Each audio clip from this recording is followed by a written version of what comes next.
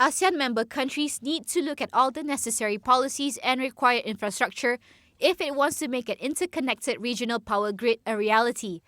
That's going to take some time, but it will be well worth the investment.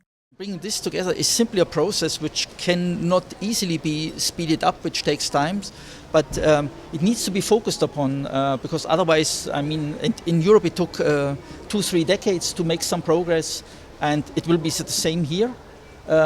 But I wouldn't count in years. It's really worth for the outcome to go in that direction, even if it takes 2 decades to have really a successful integrated policy here. Ultimately, this massive power grid is aimed at making electricity cheaper for people. But the cost of building it could be an issue for some countries, with the total investment requirement estimated at $5.9 billion. At the end of it all, it is the cost.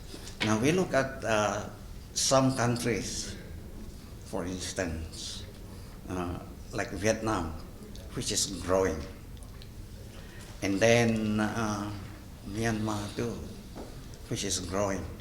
So once the power grid is done and materializes, then the transfer of power can be done. But at the end of it all, it is the cost and tariffs that will be applicable. The ASEAN Power Grid was a flagship program mandated in 1997 to ensure regional energy security while promoting the efficient utilization and sharing of energy resources. Shahira Hamid, DHTV.